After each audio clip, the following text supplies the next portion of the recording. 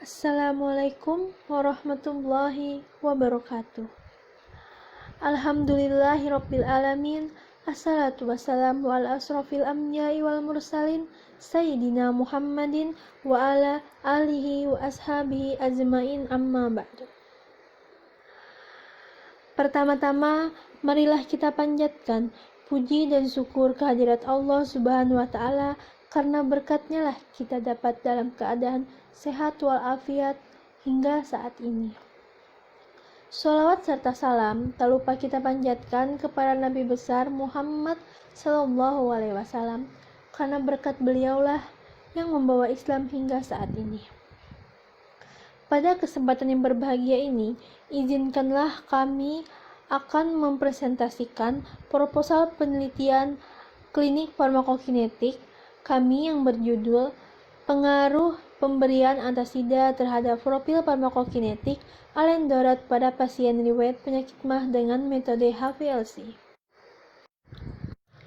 Kami dari kelompok B2 dengan anggota saya Indri Puji Rizky, lalu Hopipa Salman, Loli Cynthia Dewi, dan yang terakhir Indah Rahmasari.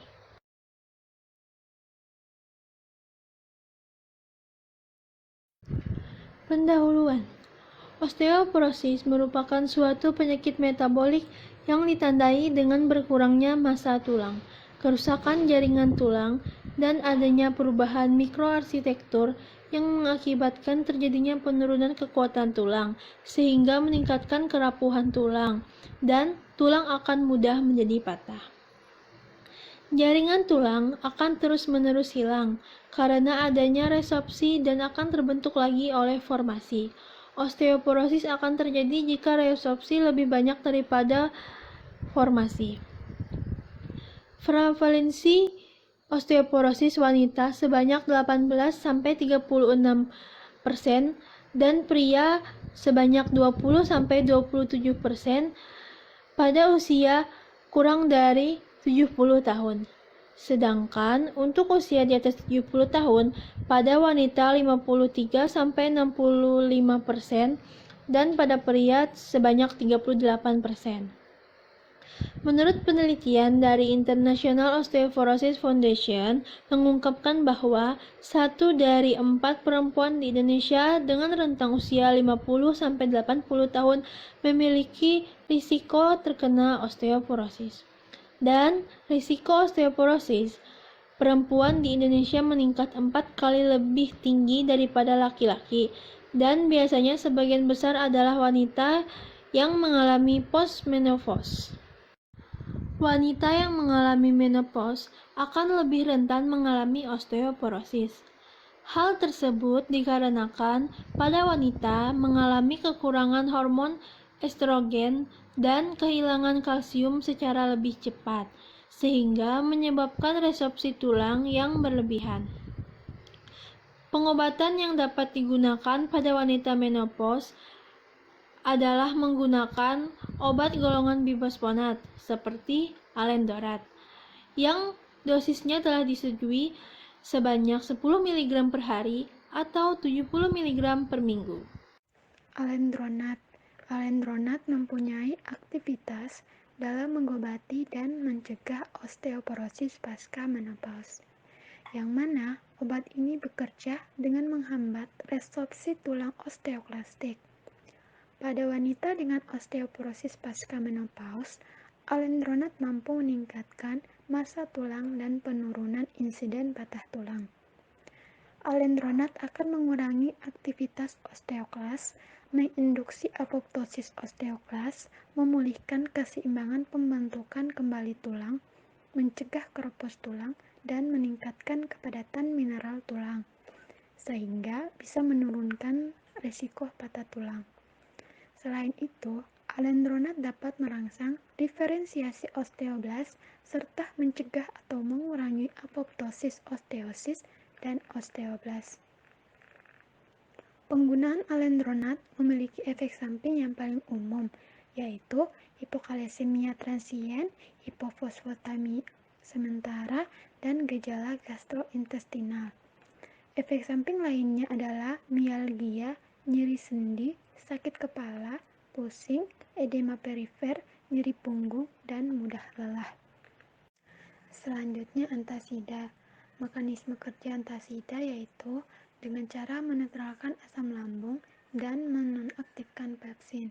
Biasanya antasida terdiri dari kombinasi antara aluminium hidroksida dan magnesium hidroksida. Kombinasi ini dilakukan agar tidak terjadi efek samping pada masing-masing zat aktif. Magnesium hidroksida memiliki efek laksatif yang akan mengurangi efek konstipasi pada aluminium hidroksida. Pengobatan ulkus menggunakan antasida yang digunakan secara jangka panjang akan memicu munculnya efek samping. Pada sebagian antasida menggunakan beberapa mineral, yaitu potasium, kalsium, dan magnesium. Selanjutnya, antasida biasanya suatu basa lemah. Pada mineral tersebut terdapat ion-ion yang bisa bereaksi dengan HCl dan akan mengikat ion Cl dan terbentuklah sebuah garam. Keasaman pH menurun dengan adanya peningkatan pH cairan yang ada di lambung. Peningkatan pH cairan di lambung juga berfungsi mempercepat perbaikan lapisan mukosa yang ada pada lambung. Keterbaruan penelitian yang dilakukan sebelumnya yaitu pengaruh pemberian simetidin terhadap profil farmakokinetika paracetamol dengan metode High Performance Liquid Chromatography atau HPLC pada tahun 2020.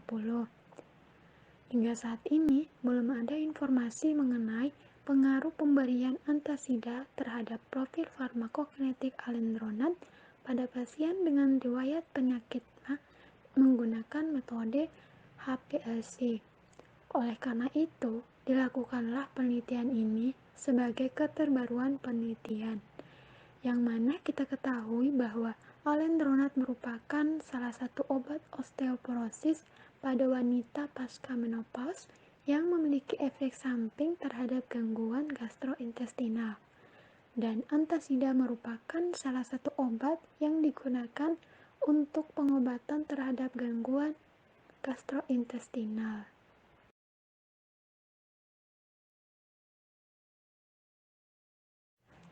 Metode penelitian, di mana alat yang digunakan dalam penelitian ini adalah HPLC, alat suntik atau syringe, tourniquet, kapas alkohol, dan vakum tube. Di samping itu, bahannya adalah tablet alendronat 10 mg, tablet antasida 200 mg, dan heparin injeksi. Subjek uji.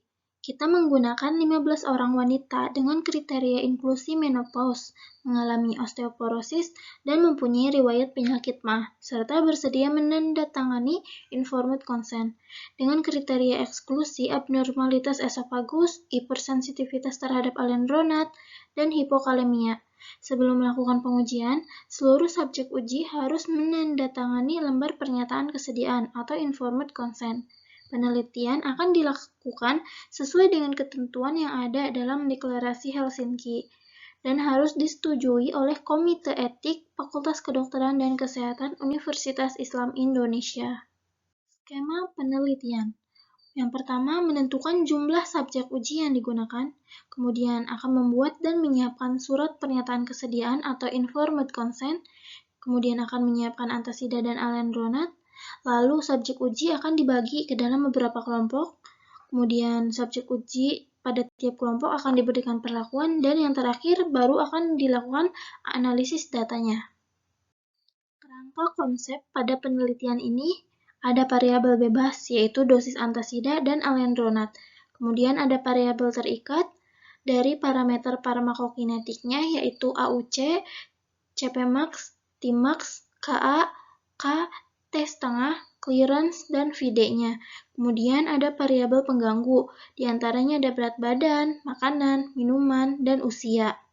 Uji pendahuluan secara praklinis sebenarnya telah dilakukan oleh Khalid Muhammad Hosni pada tahun 2016 Dia menggunakan 12 kelinci jantan albino dengan berat 2-2,5 kg dengan diberi perlakuan menggunakan 10 mg Posamax dan formula Odragit Coated Freeze-Dried ALS-SLN yang kemudian dianalisis menggunakan HPLC dan Win Nonlinear Estimation Program untuk melihat parameter farmakokinetiknya.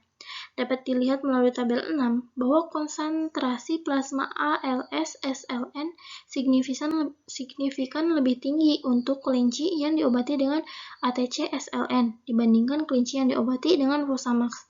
Nilai Cmax ALS di SLN lebih tinggi 16,54 kurang lebih 3,12 nanogram per mililiter dibandingkan yang diperoleh tablet Posamax yaitu 4,92 kurang lebih 1,02 nanogram per mililiter setelah pemberian oral. Kemudian diamati juga absorpsi ALS cepat dan mencapai konsentrasi plasma puncaknya dalam 0,75 kurang lebih 0,09 jam dengan tablet Posamax. Sedangkan Tmax rata-rata untuk SLN yang diuji adalah 4,5 kurang lebih 0,52 jam. Rata-rata untuk AUC 0-1 tablet Fosamax memiliki perbedaan yang signifikan dibandingkan dengan SLN.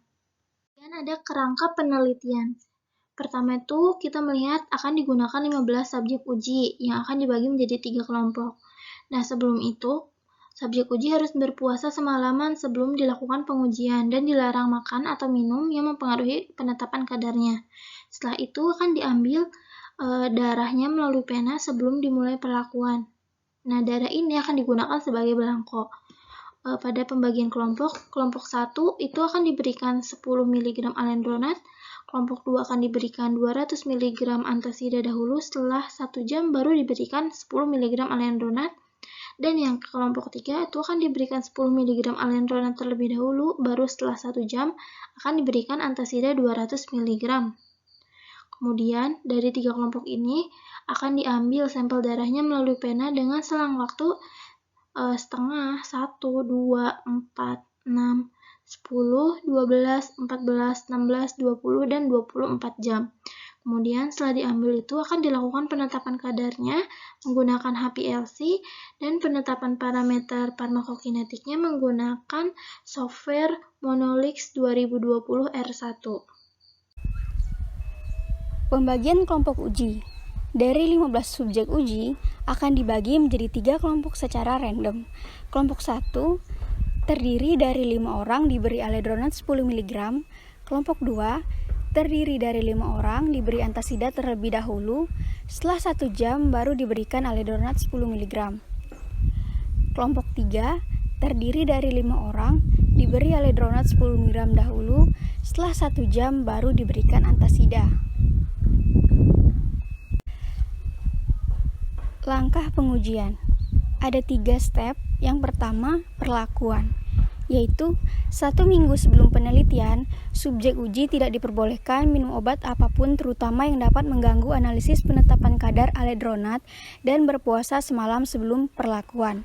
Sebelum diberikan perlakuan pada tiap kelompok, subjek uji diambil darahnya melalui vena sebagai belangko. Kemudian, subjek uji diberikan perlakuan sesuai dengan kelompoknya masing-masing. Pengambilan sampel darah pada selang waktu setengah, 1, 2, 4, 6, 10, 12, 14, 16, 20, dan 24 jam.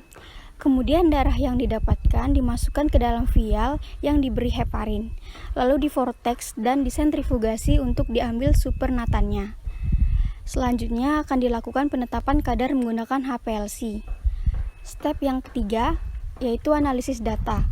Setelah dilakukan penetapan kadar menggunakan HPLC, langkah selanjutnya adalah dengan mengolah data yang dihasilkan menggunakan software Monolix 2020 R1 untuk menentukan parameter farmakokinetik yaitu AUC, Cpmax, Tmax, Ka, K, T setengah, Ci, dan Vd.